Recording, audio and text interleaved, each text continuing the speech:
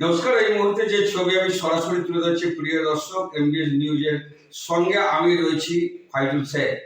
ইতিমধ্যেই আপনারা জানেন যে প্রত্যেকটা দলেরই এবং নির্বাচন কমিশনের নির্ধারিত সময় অনুযায়ী মনোনয়নপত্র জমা তারিখ শেষ হয়ে গেছে।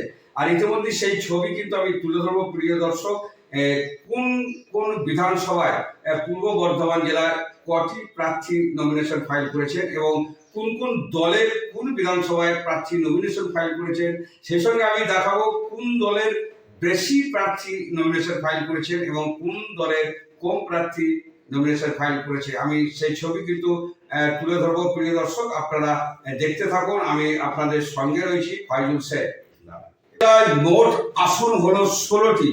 এই পর্যন্ত সব থেকে বেশি মনোনয়নপত্র জমা পড়লো নির্দলের। আমরা দেখাবো এরপর কোন দলের নমিনেশন জমা পড়লো কোন কোন কেন্দ্রে, কোন কোন দলের নমিনেশন জমা পড়েছে। নির্দলের 43 জন, তৃণমূল কংগ্রেস 16 জন, BJP 16, Congress 16, CPM 14, BSP 10, JUP 12, এসিসিউ 8, GDP 2, JSP 1, EISF 1, CPML 1, RSS MP 1। কোন বিধানসভা কেন্দ্রে কত নমিনেশন জমা পড়লো আমরা ইতিমধ্যে সেই ছবি তুলে ধরবো। খণ্ডঘোষ বিধানসভা 7 জন মনোনয়নপত্র জমা করেছেন। বর্ধমান দক্ষিণ বিধানসভা কেন্দ্রে 10 জন মনোনয়নপত্র জমা করেছেন। রায়না বিধানসভা কেন্দ্রে 10 জন মনোনয়নপত্র জমা করেছেন। জামালপুর বিধানসভা কেন্দ্রে 9 জন মনোনয়নপত্র জমা করেছেন।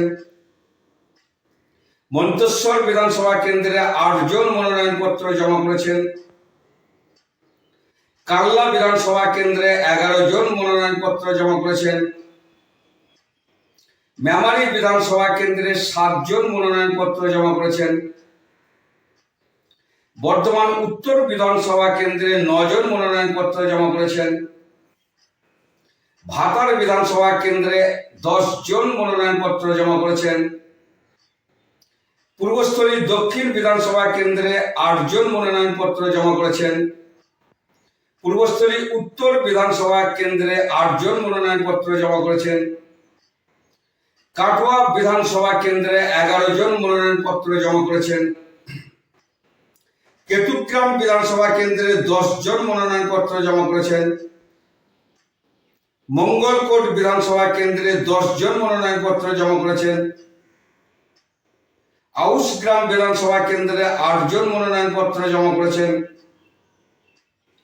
গলসি বিধানসভা কেন্দ্রে 8 জন মনোনয়নপত্র জমা করেছেন।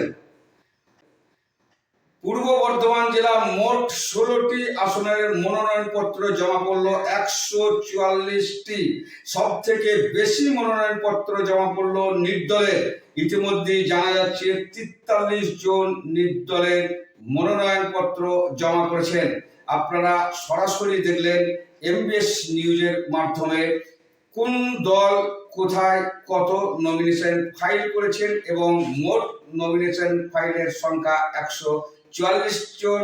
আমি ইতিপূর্বেই দেখালাম সেই ছবি। আমি আপনাদের সঙ্গে রয়েছি ফাইজুল শেখ।